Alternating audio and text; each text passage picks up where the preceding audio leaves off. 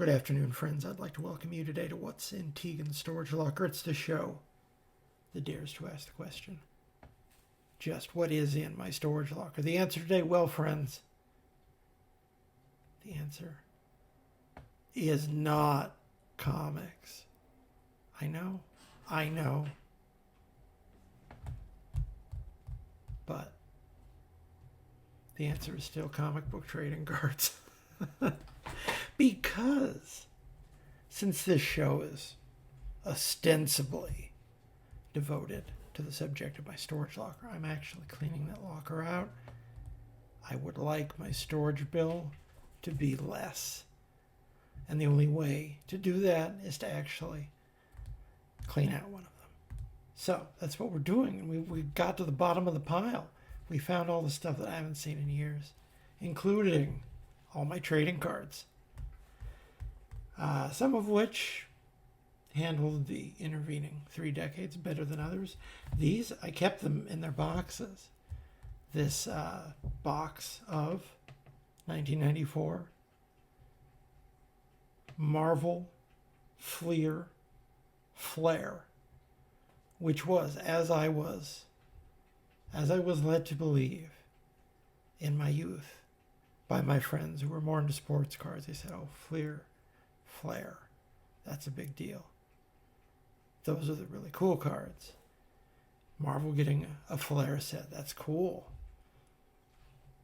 And indeed, it's not in a little packet that you rip, it's in a little box. Collect all 18 limited edition Power Blast cards, approximate. What are you doing? Speaking of Power Blast, jeez. Collect all 18 limited edition Power Blast cards, approximately 1 in 2 packs, no guaranteed number of limited edition cards per display box. So, at a con one year when I had a whole bunch of money burning a hole in my pocket. Some of it I spent wisely on a few nice back issues, some interesting trades.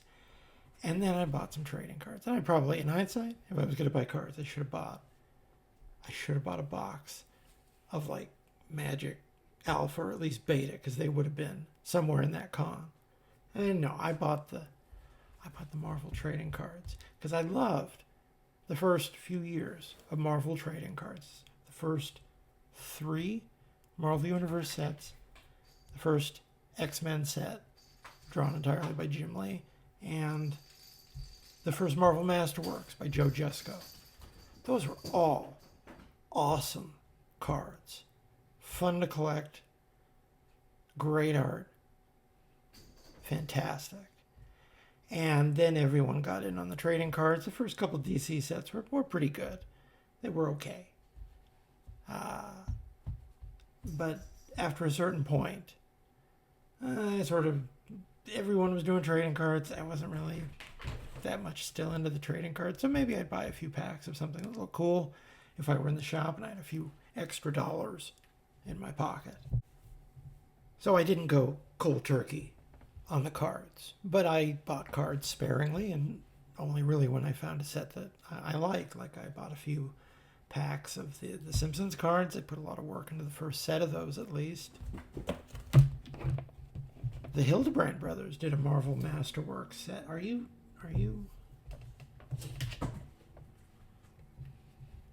But I got that for my birthday one year as a block from the store. Someone had already gone out and picked out a whole set, and it was only like $10 to get the set because they pulled all the chase cards out of it and just put it together.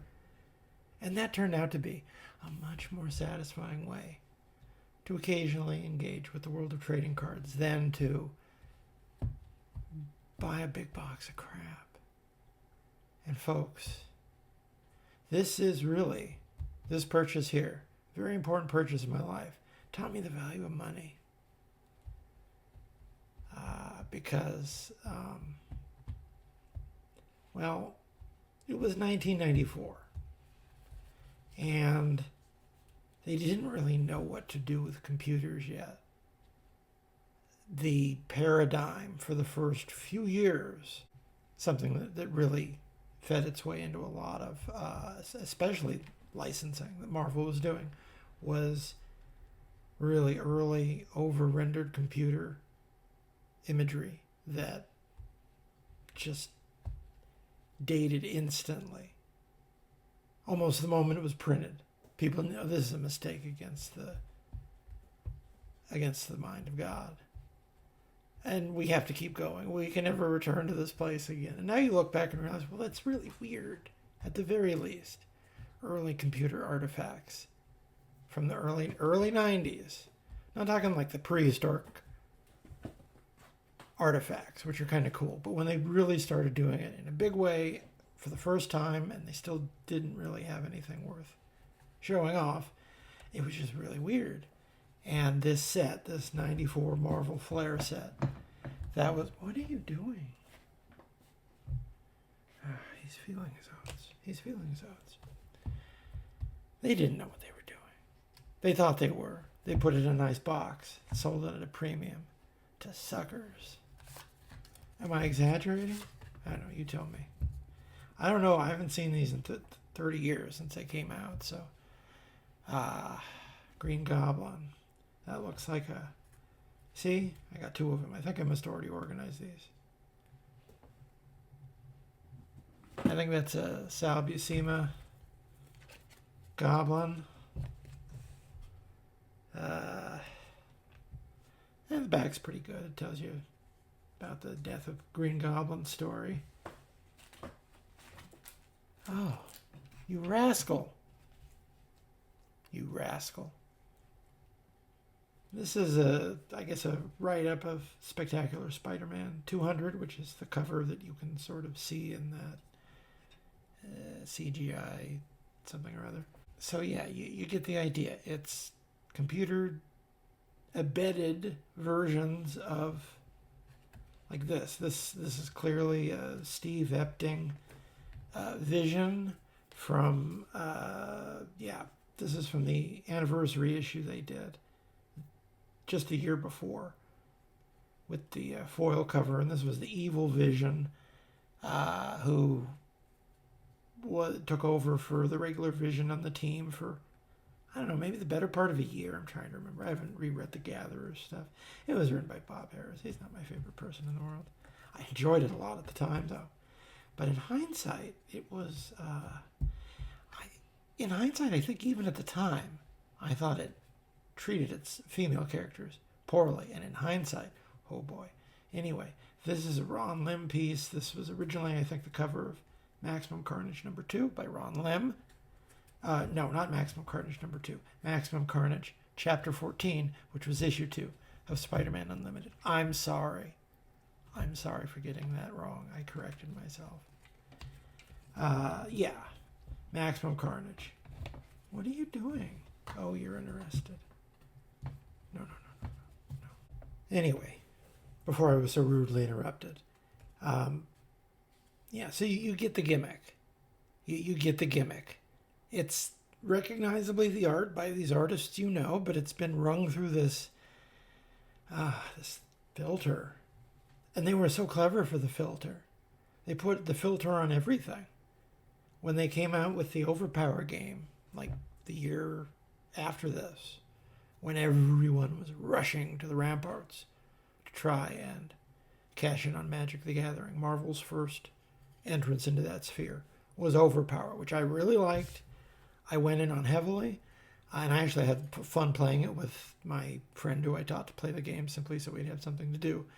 And it was great. It was a fun game that I don't think we really knew how to play completely 100%. But anyway, it didn't take off, though. It just didn't, even after they put DC in. I think they did an image set later, and they introduced other stat lines. Long story short, they built that whole game's visual ethic around this type of computer embedded art. Here's a CGI enhancement of a Jay Lee Namor piece, because Jay Lee was drawing Namor in 93. That was his big breakthrough run, and it kept Namor on the shelves for years after it could have just been canceled. But they had a hot artist on it, And it kept going. Oh, and random. It's random. How's it going, random? So I must have organized these at some point before. So, yeah, he first appeared in that issue of X Factor, which was issue... Oh my god, this print is so small. As seen in X Factor 88, May 1993. Let me show you how small that is. Let me show you how small that is. See? I need to get my prescription fixed. Okay, so you get the idea. Yeah. And there's more. There's so much more. I hope you're ready. These labels are actually the coolest looking thing about this set. Those look cool. Can't tell me those don't look cool. Those make you want to like buy these, go to town, then you buy them. All right, so blue and gold. Here's the John Romita Jr. piece from the cover of X-Men 300, although the cover on the back is X-Men 281, sorry. The first Claremont-less issue of Uncanny. All right. Bishop. And see, you're beginning to see why maybe I didn't think this was the best use of my precious allowance, because I had come to think of trading cards as actually being kind of a good deal, because if you save up, at the time it was like $30 or something to get a box, you usually get a full set and at least a couple of the holograms. I did not get anywhere near a full set of this Fleer Flair, which definitely I thought was a raw deal at the time. So yeah, I guess that says it's from X-Men 282. I don't remember off the top of my head. Bishop, he was first hot new character they tried to push after the big switchover. Here's the cover of, is that what, X-Men 6? Is that X-Men 5 or 6? Omega Red versus, see, three of these in the box. Omega Red versus Wolverine. Brandishing near unbreakable, deadly carbonadium tendrils. Omega Red faced off against Wolverine. Oh, there you go. Does that add anything to Jim Lee's art, do you think? I mean, I might prefer it to Scott Williams, but we've had that conversation, I believe. Oh, and here's a nice JRJR Punisher. Punisher versus the Mob, so that would be, yeah, oh, well, the one on the back is Punisher War Journal 1, but they're giving you a rundown of the events of Punisher Warzone number 1, which is, that was the big Punisher launch in the early 90s. Because Punisher Ongoing was launched in 87, Punisher War Journal launched in 88, Punisher Warzone launched in 92. Although it was March of 92, so that was winter of 91. That was a nice looking book. I still remember getting the first issue of Punisher Warzone, because that was just about as good as the Punisher had ever looked. Probably not as good as the Jim Lee Punisher, but I think really highly of the Jim Lee Punisher. I think the Punisher War Journal that Jim Lee drew is probably my favorite Jim Lee of his entire career. So Origin of Carnage, so that's from, what number is that? Amazing Spider-Man 345, yes. From that stretch of Amazing Spider-Man that was stolen from the storage locker, because I made the foolish mistake of actually organizing the Amazing Spider-Man. What are you doing?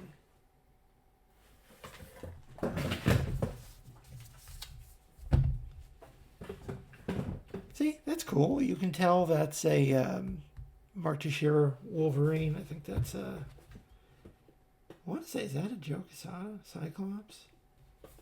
Bagley Venom.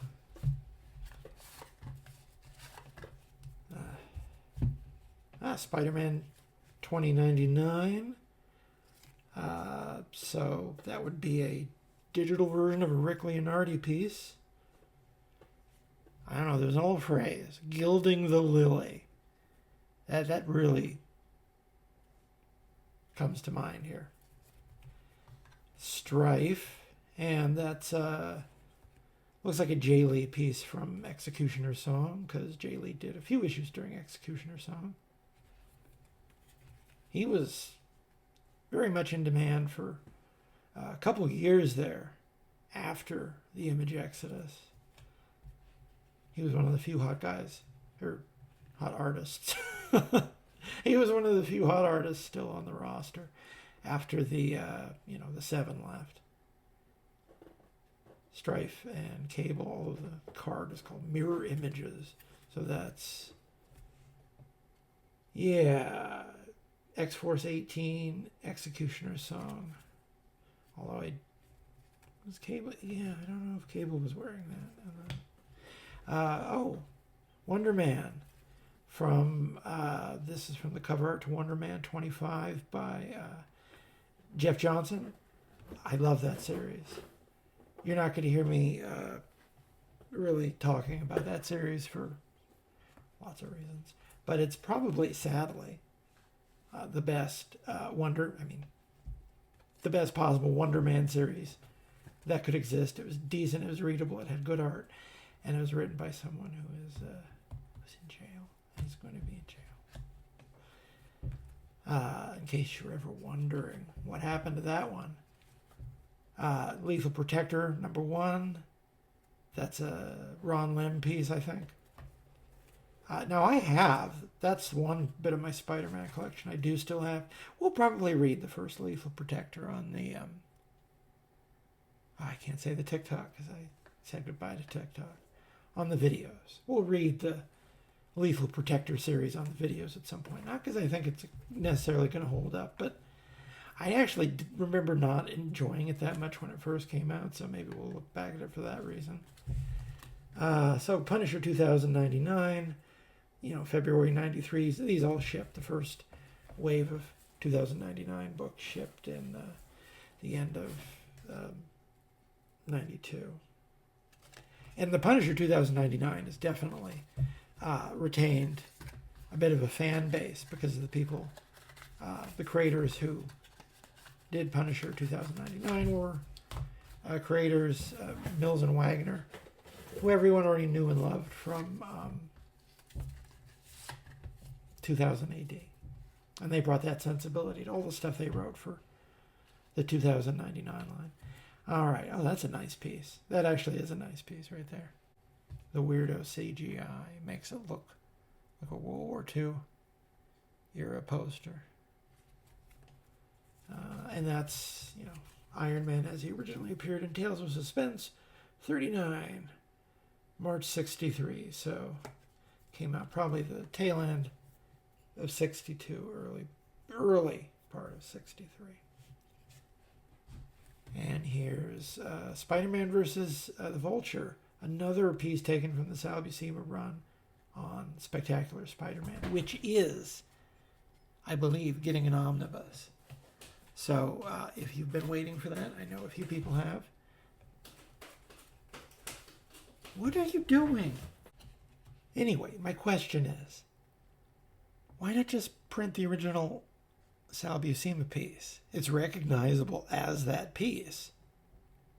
But you had to do stuff to it.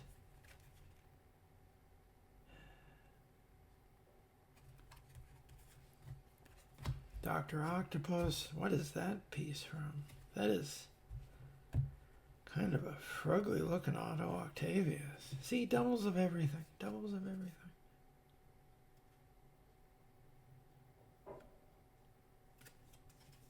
That is just a strange looking picture of a man right there.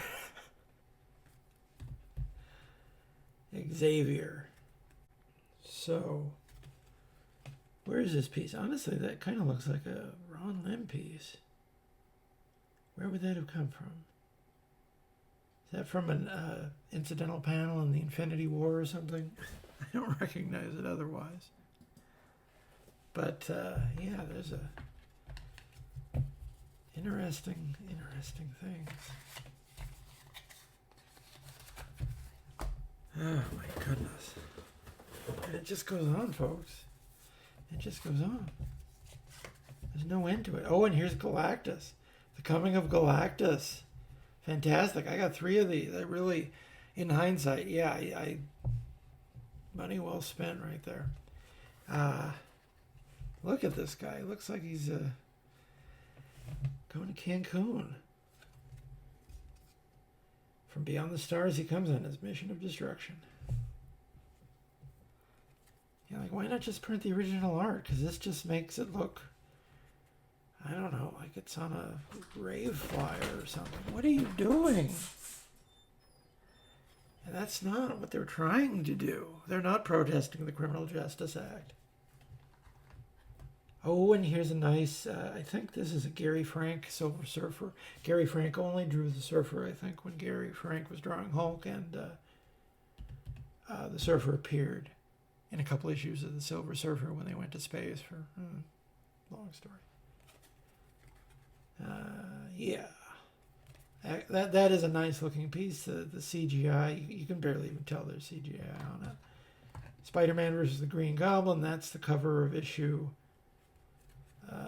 Issue 39?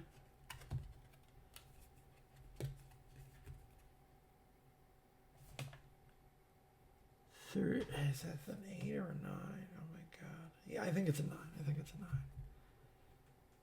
So that's the John Romita original. And this is John Romita Spider-Man versus the Rhino from Amazing Spider-Man 41, sorry. So the first appearance of the Rhino from Amazing Spider-Man 41. Oh, and Mary Jane. There you go. Hello. Oh, she looks like she's got some sort of disease.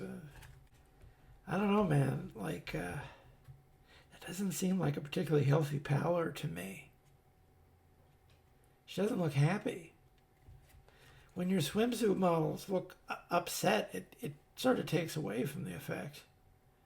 That's Amazing Spider-Man 42, which we actually read. I own a copy of this comic. It's the first on-panel appearance of Mary Jane. We looked at it on the videos very early in the run because I wanted to show off that I had a very beat-to-hell copy, but still a copy of Amazing Spider-Man 42. Just never let it be said I don't have my Spider-Man bona fides. Doctor Doom. Oh, that covers from the later Byrne run of Fantastic Four. That's just a... Well, I mean, he always kind of looks unhappy, but he just looks like he's buffering. Okay. You see? I guess I can look back and see, what are you doing? You need to get out of here. You need to not be involved in this process. There's nothing here for you.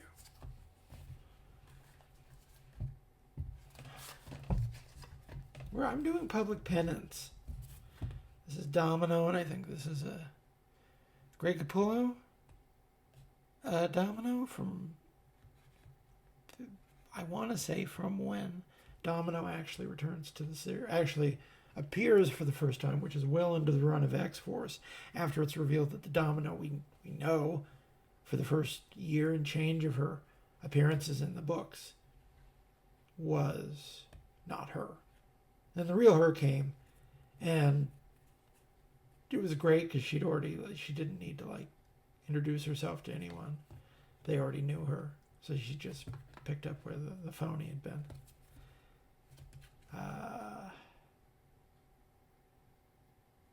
That's 90s right there. 90s design, baby. There's a Wolverine for you. Is it Andy Kubert? Oh, you know me and the Kuberts. I read all these books when they came out, at the time and now. Andy and Adam, 4-letter names that both start with A. Oh, man. Mutant Genesis. Jean Grey. She always looks concerned. She never did the ponytail in the comics. The ponytail was only something special she did for the cartoon. There's Bishop again. Havoc. Oh, man. I think that's a Quesada. And it's Man of the Hour, Mr. Lumpy Soup himself, Carnage.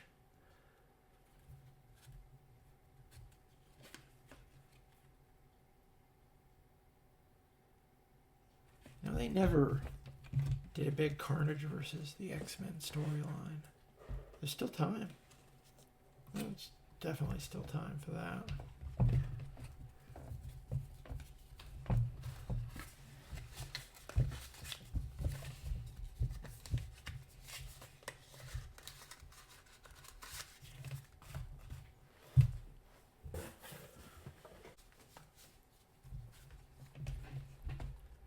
Carnage could tear through the X-Men. You know he could.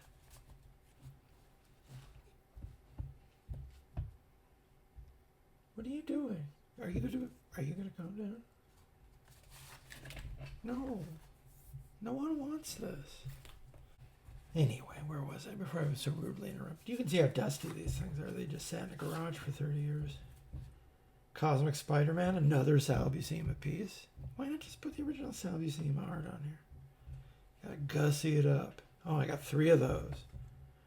Nothing to make you think like that a box of trading cards was a wise investment than triples.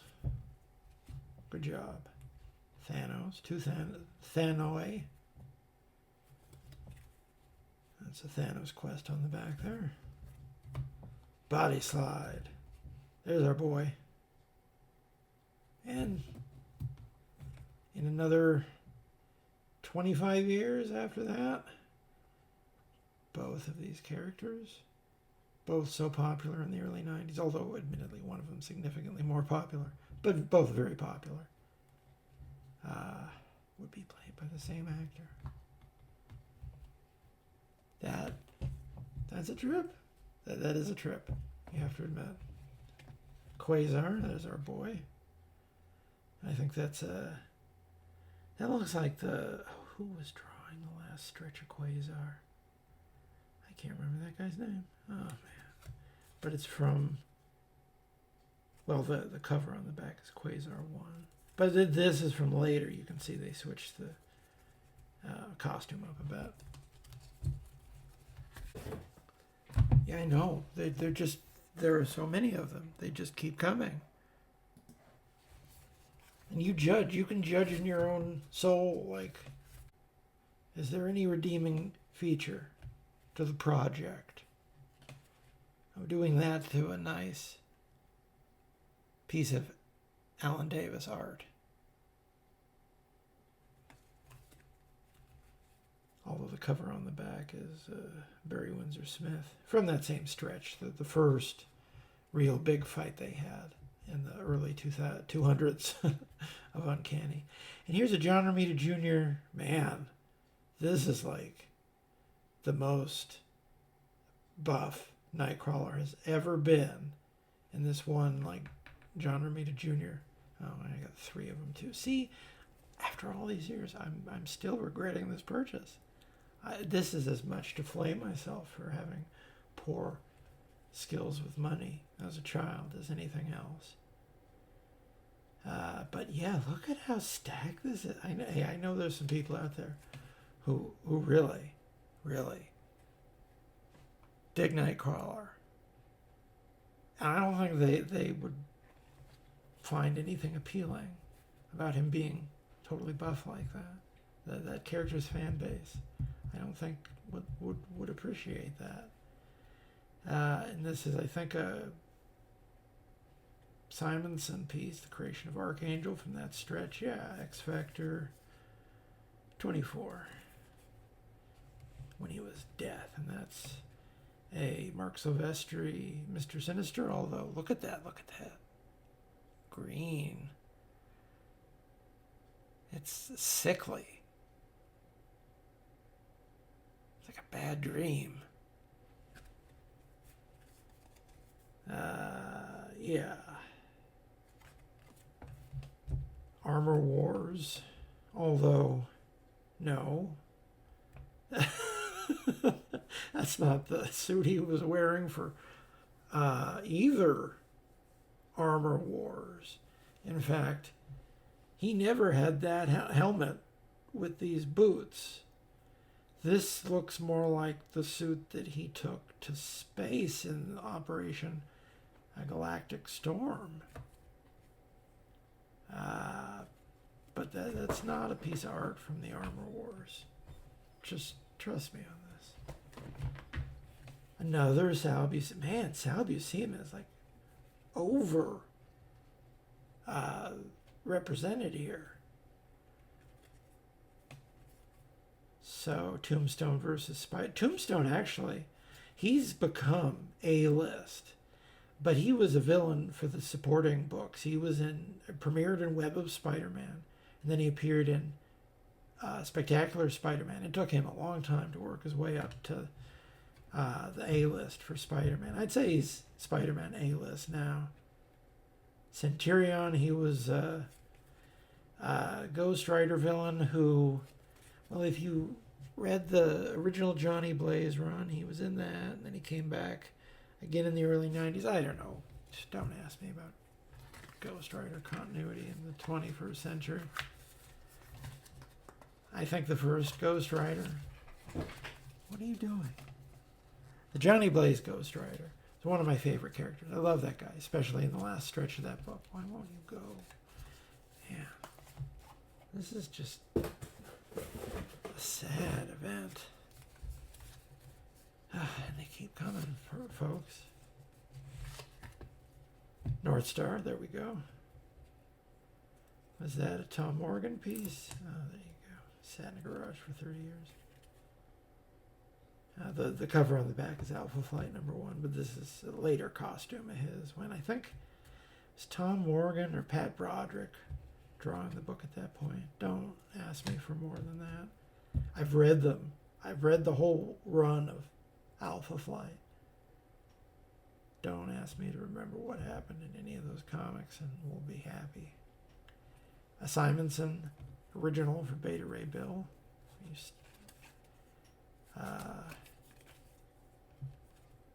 So the back the card has the Thor 337. That's the first. Well, not the first Simonson Thor, because Simonson actually had a run on Thor before his run on Thor. That's neither here nor there. The first Simonson issue of Thor. This is Spider-Man versus the Black Costume, which was actually this piece was a Ron Lim cover from the run of Marvel Tales, where they reprinted the whole of the Black Costume. So it wasn't a piece of art from the original run of the story. And the cover on the back is Amazing Spider-Man 252, which was the first appearance of the Black Costume. Not in continuity, but... Oh, and here's another Ron Lim piece from that run of Marvel Tales with Spider-Man facing off against the Puma. Yeah, Amazing Spider-Man 258 is the one on the back there. Silver Sable. I want to say that's a Stephen Butler job right there, because he was the Silver Sable artist, and he is now an Archie artist, and he's great at Archie. I pick up Archie periodically, and Stephen Butler is one of the names I look for now, because he does good work for that company. Silver Sable, always a favorite. Never really got the big push. The only time they ever gave her the big push was 90, it doesn't say on the back there, but I think it was 92, I want to say. And, it lasted a polite 2 years, but it wasn't anyone's favorite. Iceman, I think. Iceman is definitely a character who found his niche. Didn't have his niche for decades. Silver Sable, like I say, really like Silver Sable. I want them to give her a good vehicle, and they've just never done it. Oh, and here's Apocalypse, who's on a translucent on a chessboard. That's a weird Will's Portasio drawing to excerpt there. His first appearance in X Factor 6. He was supposed to be the Owl. That was the original plan for the first run of X Factor, was for the character who became Apocalypse. Originally, he was intended to be the Owl, and then they changed that because they realized, well, the Owl really isn't much of a villain for, the first arc of a new X-Men book.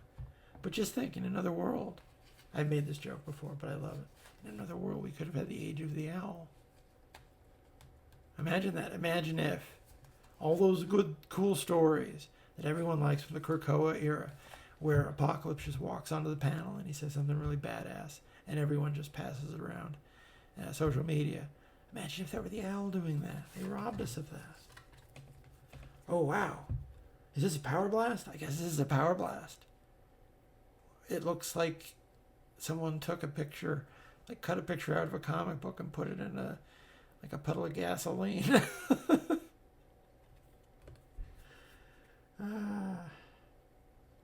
That's the chase cards, folks.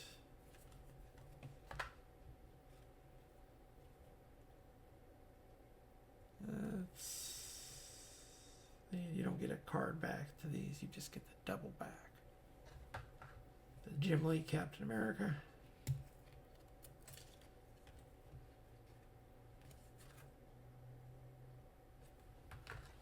Kirby Thor.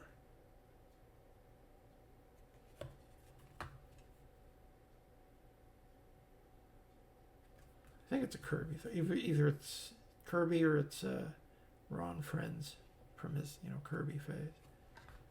Another Silver Surfer.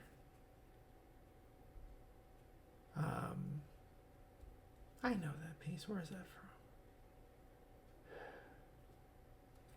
I don't know. You get old. And here's you could recognize that from a mile away. That's your boy, Todd. Is his work flattered by this CGI rendering? I don't know. Now, this is the Iron Man armor that he had post issue 300. And going into the founding of Force Works. Oh, yes. Force Works. So I guess this was an upside down pile. Oh, well. And Dark Phoenix. Oh, okay. I remember this was in the ads. This card was in the ads. This actually looks kind of cool. I don't know, where is this piece from? I don't know. And it's not going to tell me. But this is one of the few pieces I've seen this whole set where I can say, like, okay, that weirdo approach works for this. And not every card looks as good as that. If the whole set were bangers like that, maybe I would be kicking myself in hindsight.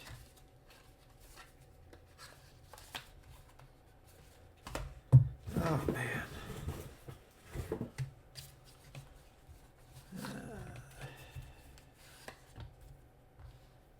I think that's a Kirby Thor. Oh no, it's Ron Friends. It must be Friends because it's from the Thor Core, which was a storyline in the later part of the DeFalco Friends run when they've been joined by Al Milgrom on inks. Oh, that's a pretty famous cover by Adam Kubert. It's from X-Men 28. Oh, and this is kind of fun. This is a Kelly Jones Venom from the Venom the Hunger series, which was the one where Venom fights the Juggernaut, but gets a dose of toxic waste and just freaks the hell out. Kelly Jones. I think Ann Nesenti wrote it. So it's a fun one if you come across it. Strange. This is the David Quinn run of Doctor Strange. They killed Doctor Strange and split him up into a bunch of different people. I know. It's just what everyone was doing in the 90s. It actually has a pretty good reputation as a Doctor Strange run, I think, among, real Doctor Strange devotees. I don't know if it's ever been omnibied. And this is also when Doctor Strange was folded into the Midnight Suns books. Suicide Run. Who did that? Who did that cover? This is a Michael Golden piece. That's right. Because Michael Golden did the covers of Suicide Run, which we actually looked at in an episode of this a while ago. Kind of, at the time, it felt like a crossover filled with wheel spinning. But in hindsight, that was very much the point. Punisher fakes his death. And everyone who was on his tail just, goes after each other. So here's Legacy, the son of Marvel. So there's a Ron Lim piece, I want to say from that Silver Surfer Annual 5, the first appearance of Janice Vell, right there. Are you going to tell me?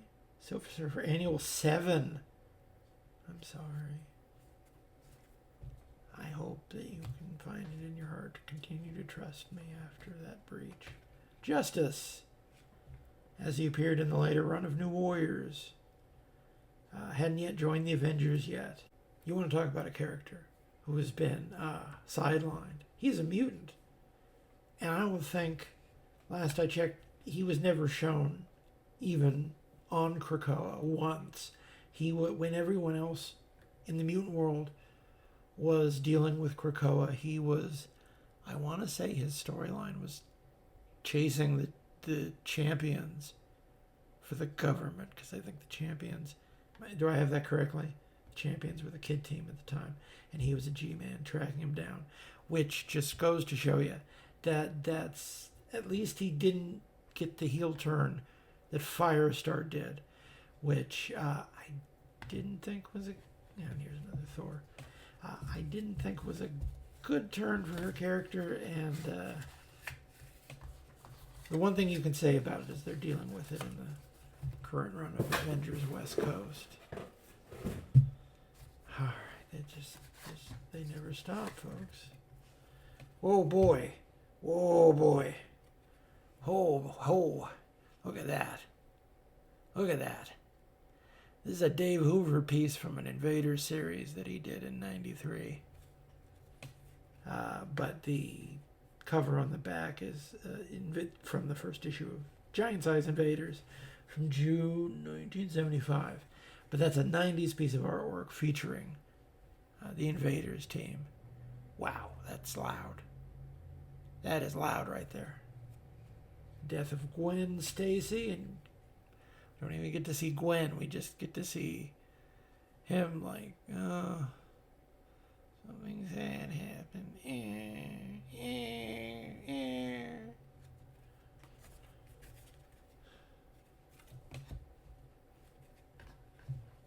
Black Cat. Well, who did that? I don't recognize the under piece for that. She first appeared in Amazing Spider-Man 194. But it took a while for her character to be fleshed out in the first few years. White Queen, who was not yet had not yet had the face turn to be one of the mentors of Gen X. She was in this weird period after she almost died in 91. And then she came back and the rehabilitation process began after she had a body share with Iceman. But we, on this show, we will never forgive her because she is a murderer of horses. We should never let them forget that they rehabilitated a character who burnt horses to death in a barn. because she was playing mind games with Firestar. She's not a woman who understands proportion. And that's a version of the McFarlane cover for, well, okay, that's Hulk 182, but that's Hulk 340. I don't remember. I'm sorry. But it's a famous piece where you see the Hulk in his claws, which is also a crossover to the Fall of the Mutants,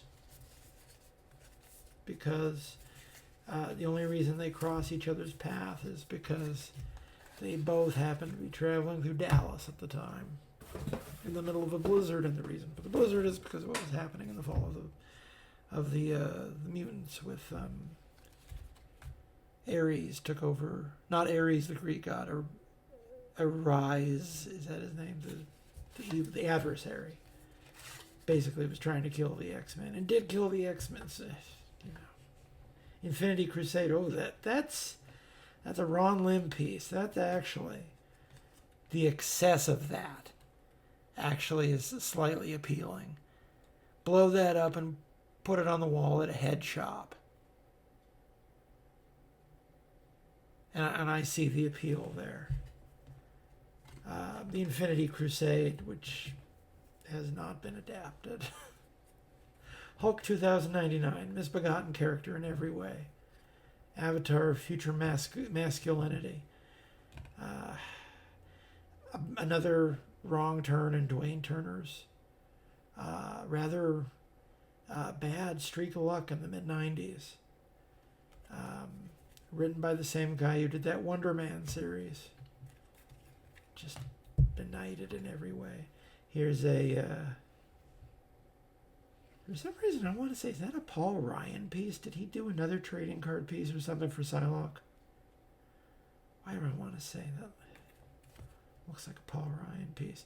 Cover on the back is X-Men 29, which was, I think, the first appearance of Revanche, so there you go.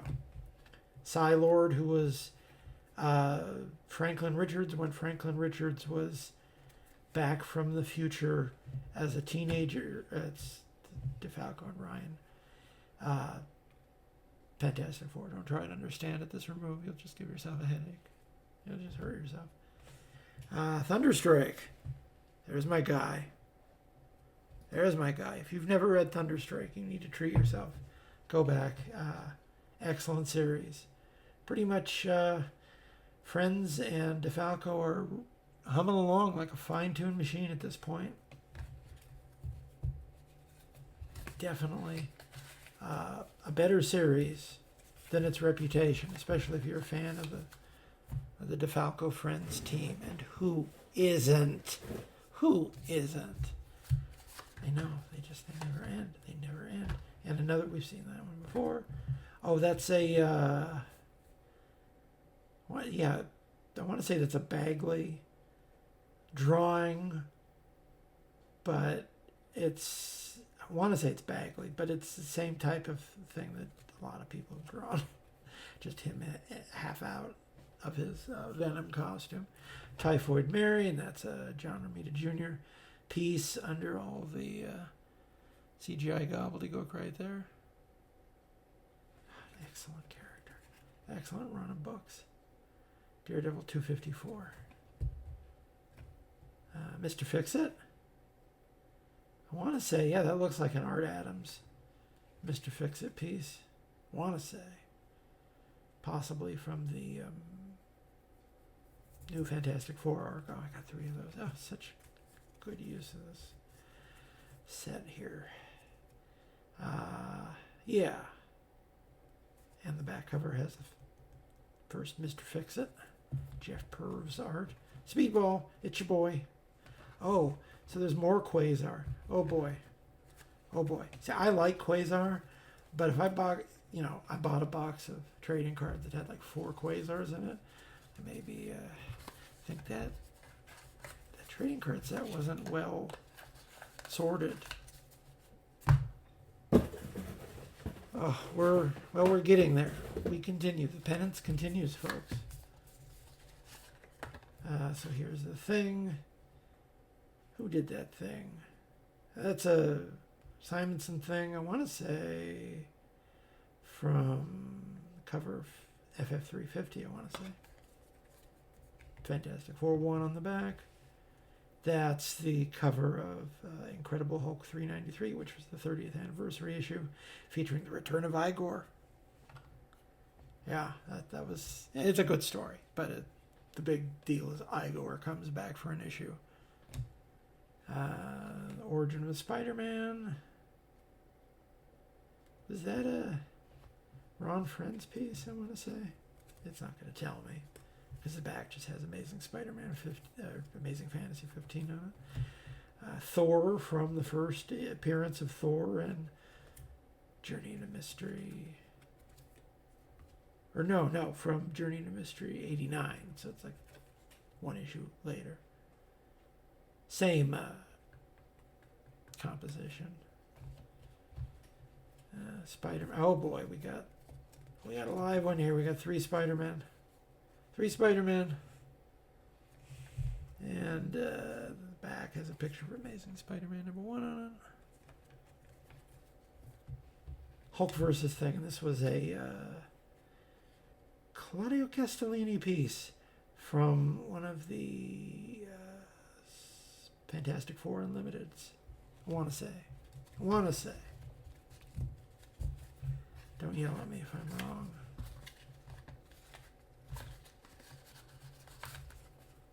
Oh, lordy. Moon Knight. Stephen Platt, Moon Knight. You can tell under all the computer. With an actual picture of the moon behind it.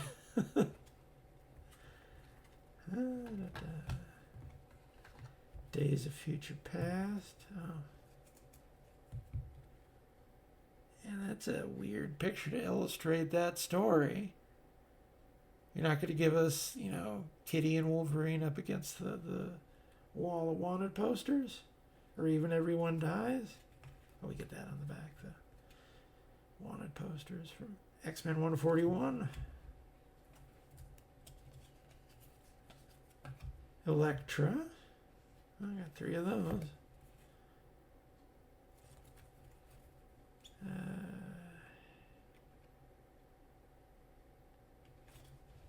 I think that's a Miller piece. That's a Miller piece. Famous Miller piece. Death of Elektra. Again, just like with the death of Gwen Stacy, they don't actually show, her in the fight for her life. No, they just show how Matt had angst about it, which is really the Achilles heel of those storylines right there. Hobgoblin. Back when, man, if you try to explain to people just how cool Hobgoblin used to be, like this guy, when he first appeared, man, that story was big. And it was before my time. I'm just telling you what I know in hindsight, or about the world as it used to be. And they ruined it. They completely blew it through another North Star. Through a series of terrible mistakes. Really just a comedy of errors. Should have been a wake-up call to everyone in the industry that that type of open-ended storytelling, what we would, maybe even call a mystery box, the identity of the Hobgoblin, it should have been resolved within a year of introducing the character. It wasn't. And oh boy, the whole line suffered for it. Just an absolute. There's another Doctor Doom. Adam Warlock. That's a Tom Rainey piece from Warlock Chronicles #1, I want to say. And this is from his first appearance in Fantastic Four 67 as a dude in a cocoon. He changed considerably. He got a glow up. There's, looks like a very gassy Vision from Avengers. Is that Avengers? 57. Mephisto. That's a... Who did that? Yeah, I'm trying to remember. Off the top of my head, I don't know. That could have been a lot of people.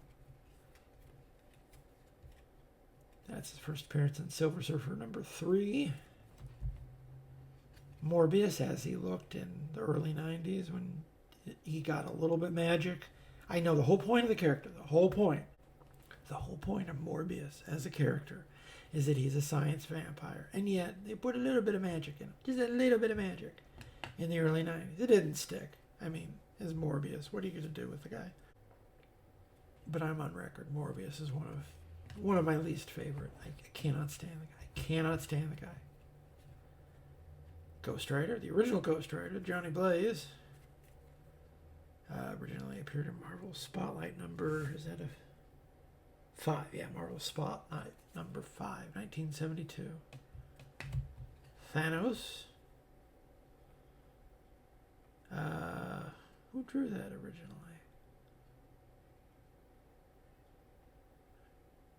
It's escaping me. First appearance in Iron Man 55, which we read on the videos a long time ago. The Punisher. I want to say that's a... who drew that?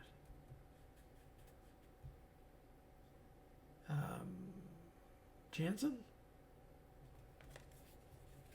First appearance in Amazing Spider-Man 129. Right after the death of Gwen Stacy. And there's that Wolverine versus Hulk piece. I don't know. Do you think there's a terrible insectoid beauty to these things? Or are they just benighted abominations? I don't know. Tell me in the comments what you think. Because in hindsight, yeah, these do not look... They're very much of their time and place.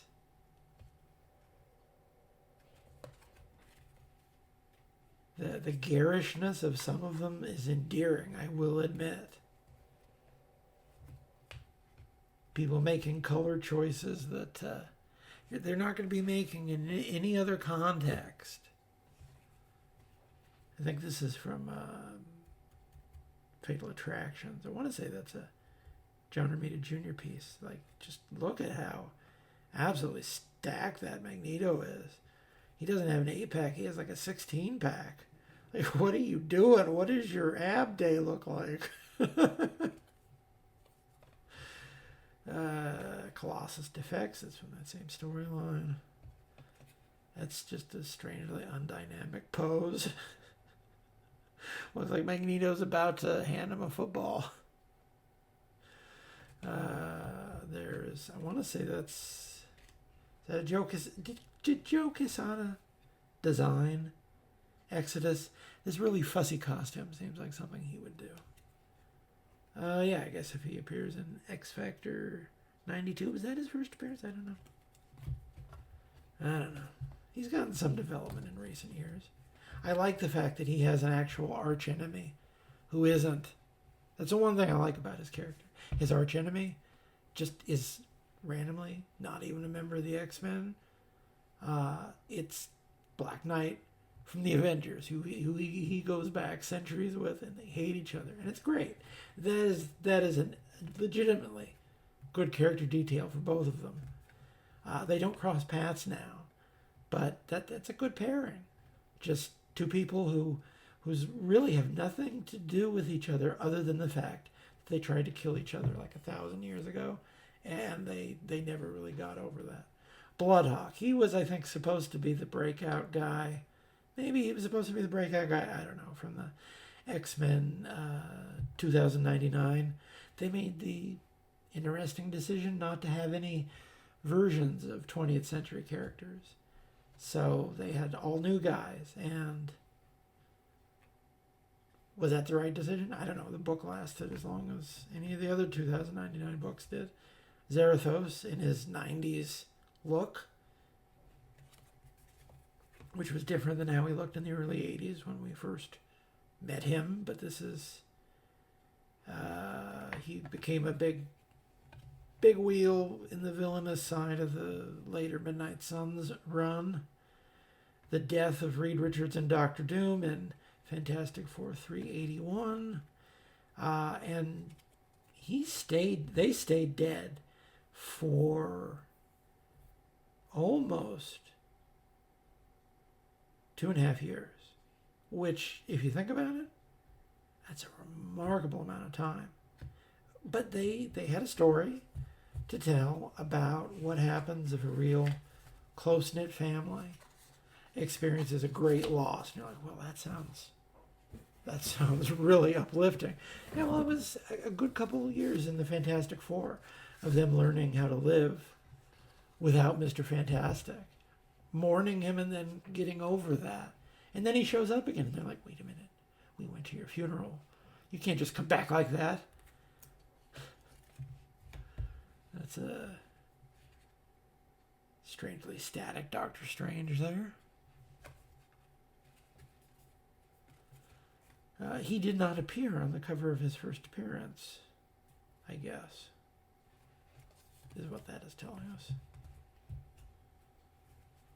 Man Without Fear, so that's Daredevil as he appeared on the first issue of Daredevil when he was in his yellow and crimson. That just came out in facsimile a while ago, so I'm sure we'll be doing that on the videos at some point here. Wally Wood, Marvel work. Steve Ditko. I think that's the first Ditko piece we've seen so far of the Scorpion against Spider-Man. From Amazing Spider-Man, that's 29. Captain America, Steranko. That's kind of endearingly garish, like I was saying.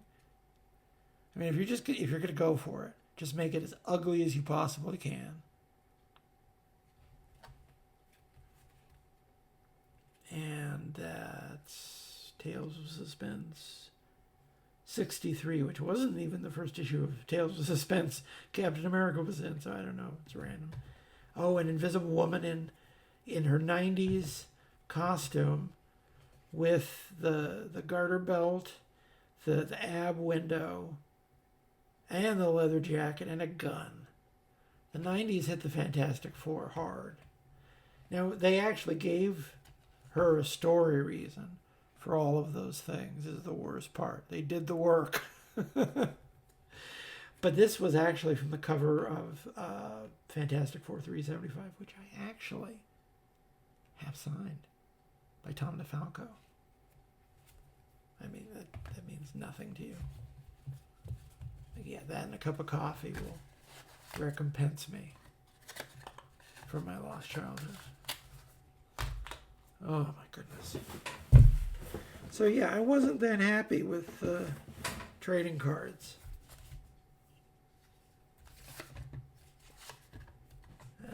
See, all these doubles. See, this now I'm remembering. This was just a ripoff. All these doubles. There's a Dwayne Turner Cage from the cover of Cage 1. Although I think this series is pretty much already either canceled or on its way out by the time this card set would have been printed. It's a War Machine from the first appearance, not of War Machine the character, but the War Machine armor, which was originally just a separate Iron Man armor that he had for one storyline where he had to fight ninjas, so he put a Gatling gun on his armor. And then the armor was so popular in and of itself, they gave it to Rhodey, gave him something to do. He didn't really have anything to do before that. He was just sort of in limbo in the book for a while. And then he had another falling out with Tony Stark, and he had a purpose. Death of Mariko. Again, another female character death they're commemorating by just showing the male character sad. That's a trend. 3 is a trend, friends. Besides the fact that was a terrible mistake. That was a terrible mistake. Him having a girlfriend that he couldn't be with because she was a princess in the Japanese mafia.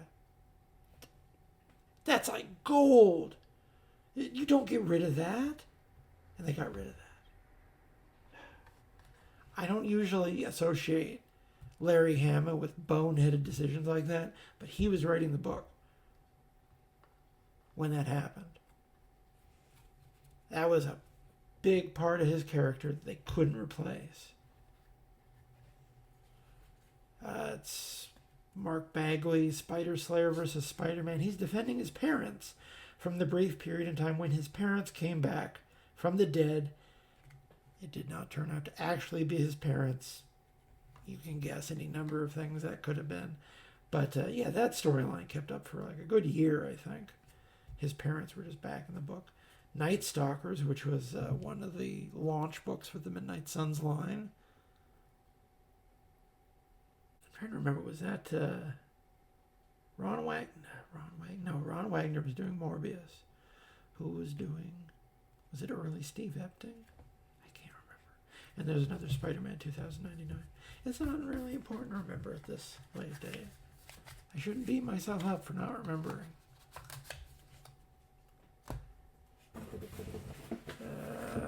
We're almost to the end. We're almost to the end. Another Hulk 2099. Cable returns. So that has to be a Greg Capullo piece. It has to be. Simply by process of elimination from who was drawing the book when they were in those costumes. The death of Ilyana. Again, everyone's sad. This is just a card set where there's a subset of characters looking really sad.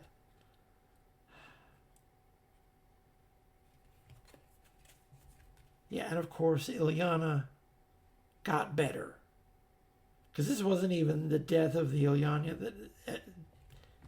This wasn't even the death of the Ilyana that people liked. This was the little girl Ilyana that came back at the end of Inferno. And then eventually they brought back the real one because they realized, oh, that was a really popular character who we essentially turned into a little girl and then murked. Gambit and Rogue, that's a famous cover. What cover? Yeah, 24. I wanted to say 24, and it was 24. I should have just said 24 and impressed you. The new Ravage, because after he had his first run as the Garbage Man, they came in, I think it was Pat Mills and Tony Skinner, completely redid the character, turned him into a Beast Man, had him fighting monsters on a Beast Island. It was a whole thing. It was a whole thing. Yeah. They did their best. Bone Claws. Can't beat Bone Claws. Bone Claws have never come back. Not for any period. You'd think Krakoa would have been a great opportunity to bring the Bone Claws back for a while. They chose not to. There's more stacked Magneto. Lots of stacked Magneto. And more death of Mr. Fantastic and Dr. Doom. So yeah. Fleer Flair. Not a good use of your hard-won dosh right there. Oh, we're still not to the end. We're still not to the end. Deadpool. That looks like a Liefeld Deadpool, albeit through the the filter there. Shatterstar. That's a Capullo Shatterstar from the X-Force Annual #1, I want to say. So that's technically the future Shatterstar. X-Force from the cover of New Mutants 100, because these were the new characters who had been assembled. Feral, Shatterstar, Domino, Warpath, regrettable name. But it was an exciting time in comics. It was an exciting time. Johnny Blaze, with his, back when he had the Hellfire shotgun. God, 3 Johnny Blazes. Which in hindsight, there are worse character makeovers than just, put a trench coat on him, give him a gun. There you go. Boom. Go home early. So this is from another Portacio piece from the arc where they send Baby Cable to the future. That's a Larry Stroman X Factor piece from the cover of X Factor 71. Right there. Which was their debut as the government-sponsored team. Oh man, we're almost to the end, folks. So yeah, I don't think these look very good. I think in hindsight, I was right to feel like I did not get my money's worth from this purchase. As a Jackson Geiss Deathlock from the McDuffie, Geiss, Cowan. I think all three of them worked on it. So technically Deathlock 2, because the first Deathlock was in the future, and this was the first Deathlock that was in the present. Long story. Worth reading. There's no bad volume of Deathlock. I know if you don't know anything about the character, you may think he's just a violent cyborg, and he is, but usually really good runs. There's a famous Liefeld piece, I think from New Mutants 93, I want to say. And this cover on the back is 92, which is New Mutants versus Skrulls, but it's a fill-in issue that doesn't have Liefeld art. There's a Gambit piece by Andy Kubert. Oh my God, did they give me 4? Oh my God. 4 of a kind. Share. That's his first appearance in Uncanny 266. Extinction Agenda. Starts great, runs out of steam. New Hulk, he's carrying a gun. That's, I think, the cover to Hulk 392, is it? That's not going to tell me on the back. It's from the storyline where he gets involved in Middle Eastern politics, which actually I still think about to this day whether or not Rick Jones was in the right. Which I guess is the sign of a good story. Sticks with you. Oh, are we down to our... Oh, we're down to our last one. We're down to our last pack. Finally. Okay. It's Shriek. There's a Spider-Man. Who did that originally? Is it Eric Larson? I don't even know. Oh, so they're giving you the Carnage, Maximum Carnage storyline on the back there. All right. Venom Lives. That's a McFarlane piece. Oh, we get I guess it's fitting for our last pack we opened. We get the checklist cards. Man, look at this. Look at this. Look at that tiny print. They're trying to give the children of America eye problems with this tiny type against that background. Look at that. Look at that. Oh, Lord. The aforementioned Warpath, who didn't, I think he first appeared, I want to say he first appeared earlier in the run of New Mutants because he was in the Hellions, and then he graduated. Man, sitting in a closet for 30 years. Spider Demon, what are you doing? He was the Infinity War doppelganger for Spider-Man, who actually stuck around and ended up being not really a player, but a presence in Maximum Carnage. Oh, there's a cool Venom piece from the Venom crossover with Ghost Rider they did. Spirits of Venom, I want to say was the name of it. That is a cool piece, though, because he's got Ghost Rider's flaming skull and a chain right there. What are you doing? I think that's the end of our journey. And he's come to tell me, like, not a moment too soon. Like, you've got to stop looking at these. You got to stop looking at these. All right. Anyway, we did. We looked at them. We looked at them all. However, in that same box, I did find, I guess I bought one more package of Flair the year after, because this is the 95 Marvel Fleer. I only bought one. I learned my lesson. I only bought one, I guess, just to see what they look like. Oh, and I guess I got a hologram. That's nice.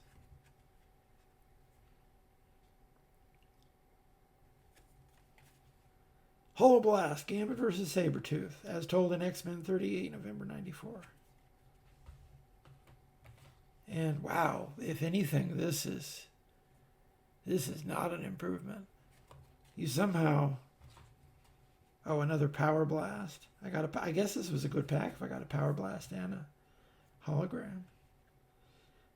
Pencils, Mark Johnston. Colors, Tractor. Colors was just named Tractor. Wow, look at this. Look at this. Look at this. My God. That's a Kubert Sabretooth. What's on the back of these? Oh, yeah, they're showing partial covers. They're, this cover for X-Men. What number is that? 35. Liam Sharp, Cyclops and Phoenix in costumes that they never wore anywhere else. What do you do? Stop doing that. We're almost done here. And the White Queen. I want to say that's a... Is that a Joe Mad White Queen? Or a Kubert one. It's from the Phalanx Covenant. Maybe. I don't know. The Phalanx. There's the Phalanx for you. That's it. Just look at this. Who looked at that like, yeah. That is an attractive trading card. That kids are going to be down. Yeah, the Phalanx Covenant was the big story they were pushing that year. And the Phalanx Covenant is not a well-remembered X-Men crossover. Forge. Looking demented. Like his eyes aren't even on the same level. Like, what's wrong, Forge? Are you melting? More Phalanx Covenant. Phoenix. From, oh yeah, so I guess that's supposed to be the Rachel Phoenix from, briefly when she wore that costume in Excalibur 75, which, yeah, it was the beginning of the end for her character making sense, sorry to say. The Legacy Virus. Nice dynamic shot of a computer terminal. And, oh, there's a Gene Ha piece from one of the covers for Cyclops and Phoenix, which we read on the video last year as part of the Summer of X. Look at how jacked they have made her in this.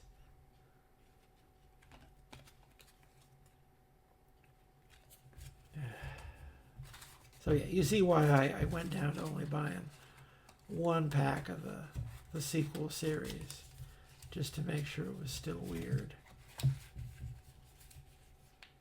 So what was the ratios there? Set composition, 149 basic plus 1 checklist.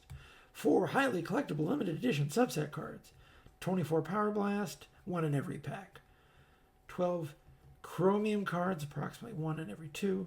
12 Hollow Blast, that was 1 in 3, and I got one of those. 3 Duo Blast cards, approximately 1 in 6. There is no guaranteed number of chase cards per display box. And I got 2 chase cards in that, so at least as far as the math of the set goes, I did pretty well by that one. And that same box, I had a signed Steve Avery card. How did I ever get this? I don't know. I didn't pay money for this. I don't remember how this came into my hands. It certainly doesn't have any kind of authentication to it. I don't know if it's worth anything. I don't know if his career added up to much. Did he get into the Hall of Fame even? I don't know.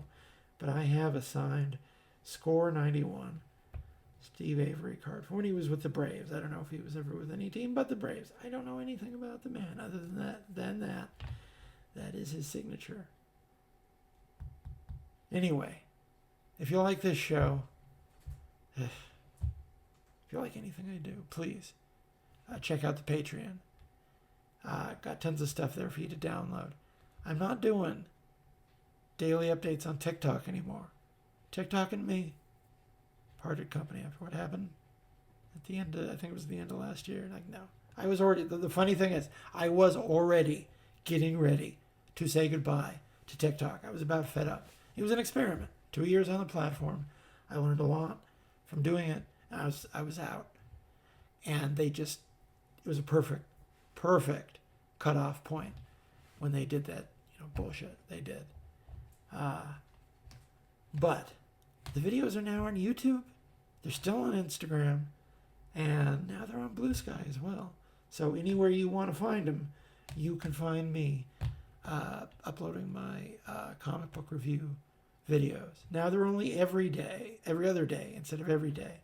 But, hey man, how much do you pay for them? Podcast with Claire Napier. I don't know what the status of the podcast is. It's still up. You can still go listen to us talk. We haven't talked in a while. All about Top Cow Comics. All that good stuff. Witchblade, The Darkness, Mark Silvestri.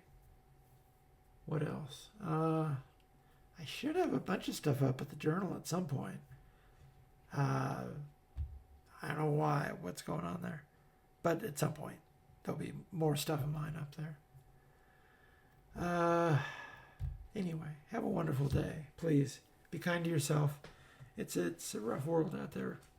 So just be cool to one another. Be kind to animals and small children. Be well.